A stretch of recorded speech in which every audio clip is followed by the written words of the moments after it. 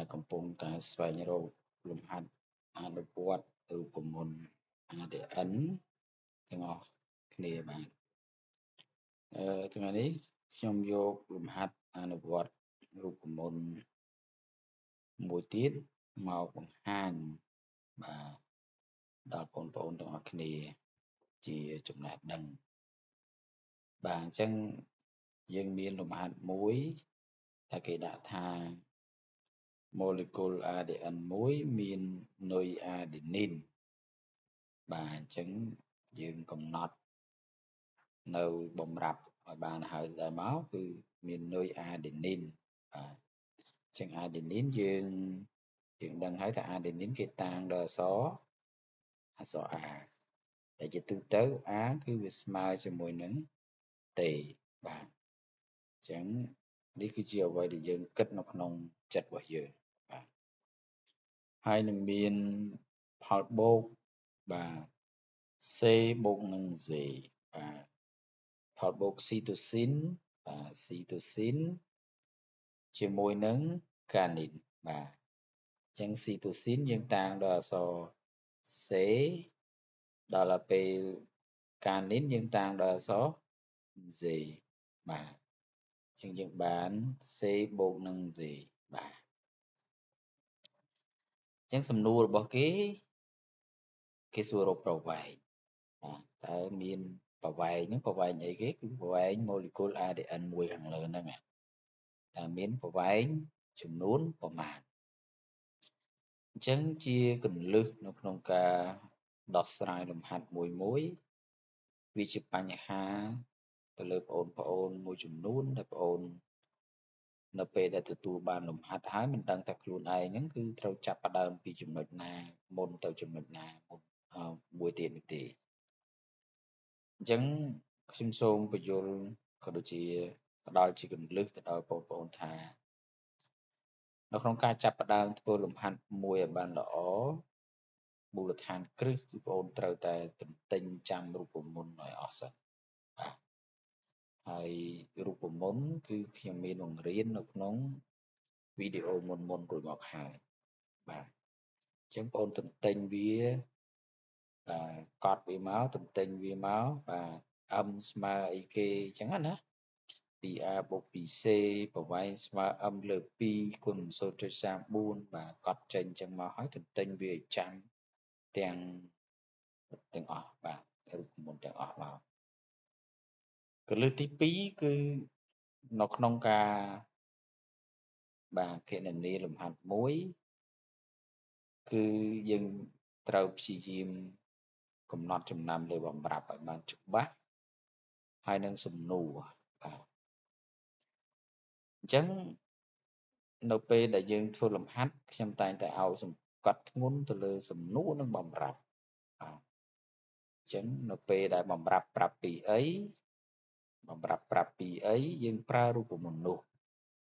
បាទបើសិនជាបំរាប់ប្រាប់អំពីប្រវែងយើងប្រើរូបមន្តប្រវែងទៅអញ្ចឹង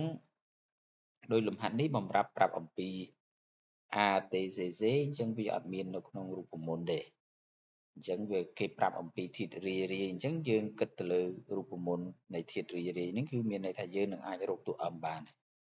ហើយជាការគិតរបស់យើងណាបាទអញ្ចឹងម្ដងទៀតបំរាប់ប្រាប់ពីអីប្រើរូបមន្តនោះហើយនឹងចំណុចទី2សំណួរសួរពីអីប្រើរូបមន្តនោះបាទអញ្ចឹងពីជំហាននេះពីចំណុចនេះគឺបងប្អូនត្រូវចងចាំបាទចងចាំជានិច្ចនៅពេលដែលបងប្អូនធ្វើលំហាត់បាទតោះឥឡូវយើងចាប់ផ្ដើមមកធ្វើលំហាត់មួយនេះបាទអញ្ចឹងយើងដាក់ថាចំឡើយបាទអញ្ចឹងចំឡើយអញ្ចឹងរបៀបធ្វើលំហាត់របស់លោកគ្រូមានចំនួន5បាទអញ្ចឹងទី1យើងត្រូវបង់លេខលំហាត់មកដោយលំហាត់នេះជាលំហាត់ទី4 A គេរកអីគេបាទ A គេរកប្រវែងអញ្ចឹងគេរកប្រវែងអ្នកទាំងអស់គ្នាត្រូវតែគិតអំពីនិមិត្តសញ្ញាអញ្ចឹងប្រវែងយើងតាំងដោយអក្សរអីប្រវែងបាទប្រវែងយើងតាំងដោយអក្សរ L បាទដោយសារលំហាត់វាជា ADN អញ្ចឹង LAD n ចឹងទៅចឹងនៅពេលដែលសំណួរសួរពីអីបាទខ្ញុំប្រាប់មិញហើយគឺយើងគិតដល់រូបមន្តនោះចឹងគិតពីរូបមន្តនោះមានន័យថាប្រវែងវាស្មើនឹងអីយើងគិតក្នុងចិត្តរបស់យើងណាឬក៏យើងសរសេរដាក់នៅក្នុងกระดาษព្រៀងទៅតែនេះជាការពន្យល់របស់ខ្ញុំសូមសរសេរនៅលើហ្នឹងចឹងយើងស្មើនឹង m លើ2គុណនឹង 0.34 ណាណូម៉ែត្របាទនេះជាការគិតបាទជាការគិតដែលយើងបានទន្ទេញរូបមន្តណាប្រវែងវាស្មើអញ្ចឹងអញ្ចឹងជំហានទី2យើងចាប់ផ្ដើមស្រង់បំរាប់បាទអញ្ចឹងយើងដាក់ថាបំរាប់អញ្ចឹងដើម្បីស្រង់បំរាប់បានយើងអានប្រធានខាងលើម្ដងទៀតមកម៉ូលេគុល ADN មួយមាននុយ adenine អញ្ចឹង A ស្មើទេស្មើ1200បាទគិតជានុយអញ្ចឹងបាទហើយនឹងមានផលបូកបាទនឹងមានផលបូក C បូកនឹង Z ស្មើនឹង4200បាទអញ្ចឹង200ហ្នឹងនុយដូចគ្នាអញ្ចឹងតែយើងដឹងហើយថា C និង Z នេះគឺវាយ៉ាងម៉េចនឹងគ្នាបាទតែ C វាស្មើជាមួយនឹង Z ដោយវាគោរពទៅតាមគោលការណ៍បំពេញបាសណា C វាស្មើនឹង Z អញ្ចឹងកន្លែងហ្នឹងយើងទាញបាន C ស្មើនឹង Z យើងទាញបានទៅជា C បូកជាមួយនឹង C ឬក៏យើងអាចទាញបាន Z បូកជាមួយនឹង Z ស្មើនឹង4400ចឹង C បូក C យើងបាន 2C C បូក Z យើងបាន 2Z ស្មើ4400កន្លែងនេះយើងបោះ2ទៅទាំងអស់អញ្ចឹងយើងបានC ស្មើនឹង Z ស្មើនឹង4200ចែកនឹង2អញ្ចឹងយើងឃើញថាវាបាន2200បាទគិតជានុយបាទអញ្ចឹងឥឡូវនេះយើងបាន C ស្មើនឹង Z យើងស្មើប៉ុណ្ណឹងបាទអញ្ចឹងយើងងាកមកអនុវត្តទៅរូបមន្តរបស់យើងអញ្ចឹងនៅពេលណាដែលសំណួរសួរពីអីបាទអ្នកនរគ្នាត្រូវប្រើរូបមន្តហ្នឹងហើយយើងប្រើវាទៅយើងសរសេរវាចូលមកណាយើងសរសេរវាចូលនៅក្នុងกระดาษកិច្ចការរបស់យើងអញ្ចឹងកន្លែងនេះយើងបានគេរកប្រវែងបាទអញ្ចឹងយើងត្រូវសរសេររូបមន្តប្រវែងចូលមកចូលមកដោយមួយនុយបាទមាន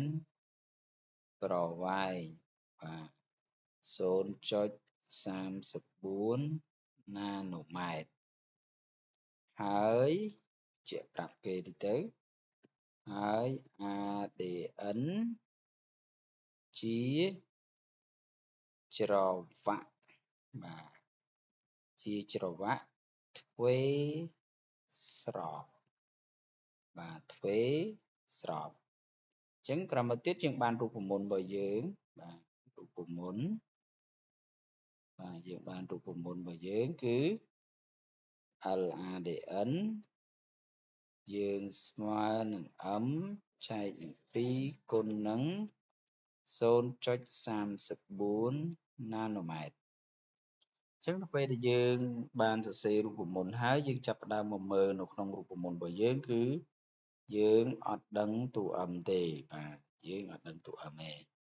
ញ្ចឹងយើងត្រូវរកតួ M បាទអញ្ចឹងយើងត្រូវរកតួ M អញ្ចឹងយើងចាប់ផ្ដើមប្រើរូបមន្តតទៀតតើ M ស្មើអីគេបាទ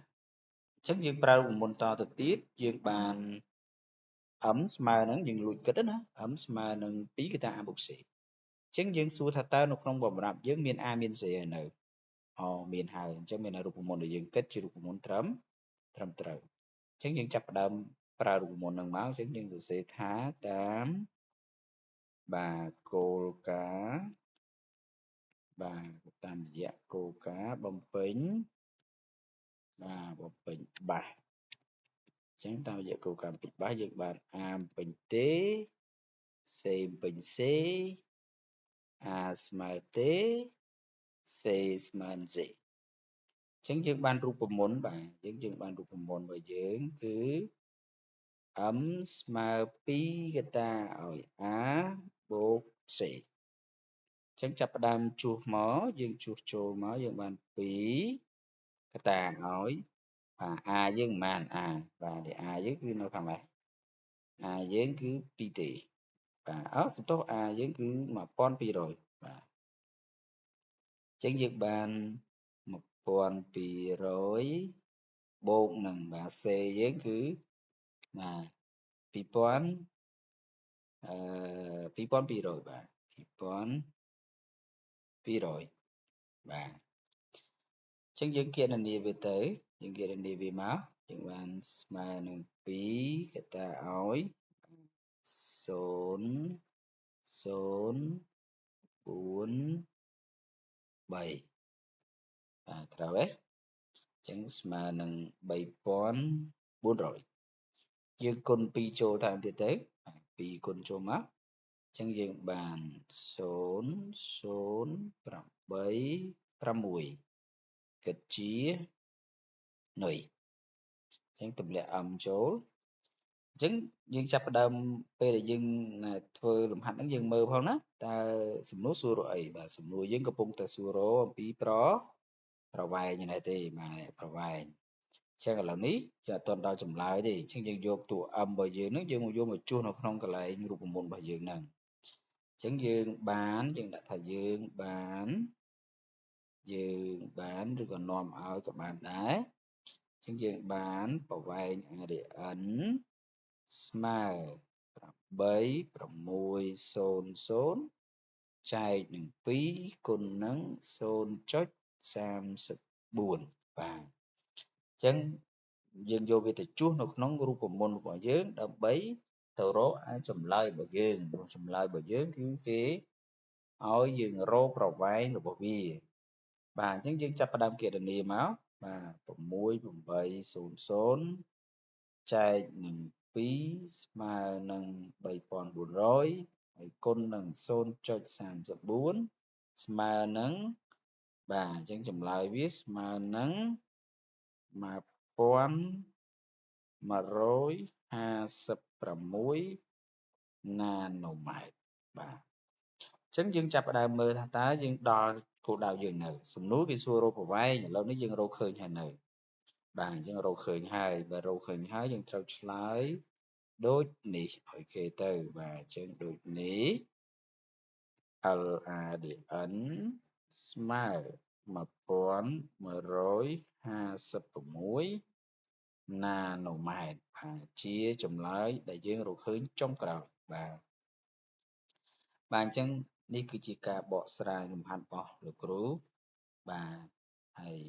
បងប្អូនមានអីឆ្ងល់អាច comment សួរនៅក្នុងវីដេអូនេះបានបាទអញ្ចឹងសូមអរគុណសូមជម្រាបលា